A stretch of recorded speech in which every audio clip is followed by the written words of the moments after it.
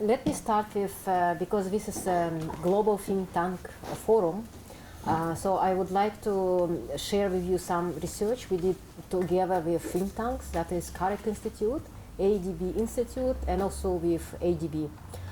This is a joint research. So when I was thinking, because this private finance, very, very huge topic, right? It's huge, what to talk about. So when we were going to COP29, we also were thinking, oh, what should be our focus?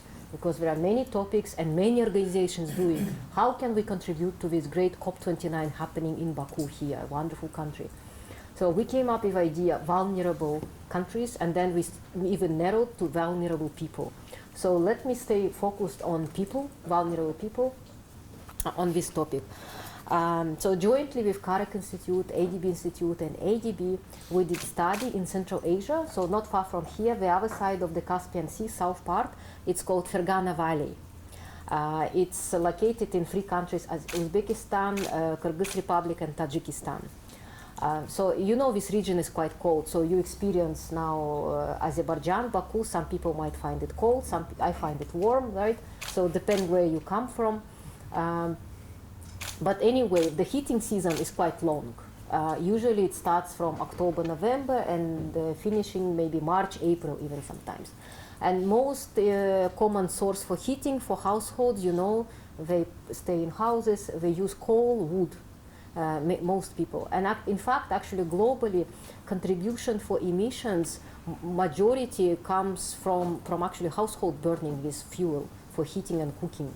Because yes, we burn little, every one of us, every household burn little, but the quantity is large, right? So we did this study exactly, people, what is their source for cooking and heating, for energy, and why they choose, how they choose. So interestingly, that awareness about health impact, environmental, from burning this fuel, solid fuel, is quite high. From 65 to 80% of households aware. So when many studies say we need to raise awareness, actually in some regions maybe awareness could be already high. So it reached 80% in our study. So, but then we ask, why are you planning to switch to cleaner fuel? Why not? People even were aware of this problem of health, environment issues. They still continue to use solid fuel. Why? Because first of all, access. Do they have access to cleaner fuel, yes or no? We found that in this region, awareness about what a clean option is very low. Most people think that only of electricity, but not many other options. Few people think of district heating, but not many other options. So I think it's important for people to invest in cleaner fuel. They need to have options where to invest, right? So secondly, they think about reliability of supply.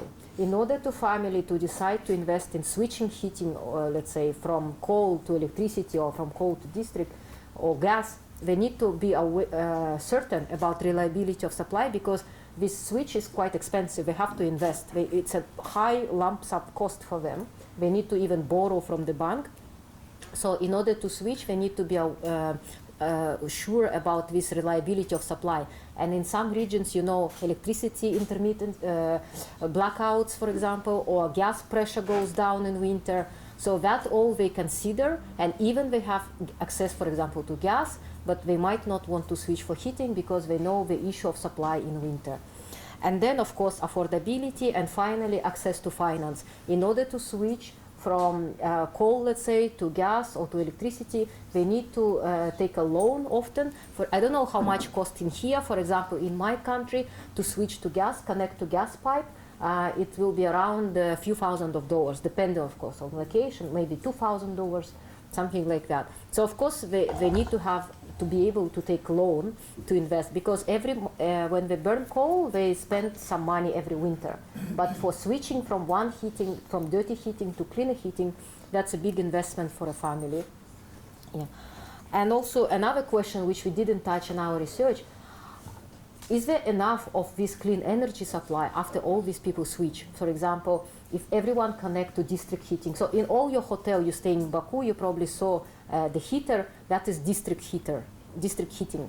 So if everyone connects, is there enough district heating supply? If everyone connects to electricity or gas, is there enough supply? So for countries who has these issues with supply, they might be reluctant to encourage people to switch simply because they worry about sufficiency of supply. Yeah. So these are my quick comments. Thank you very much.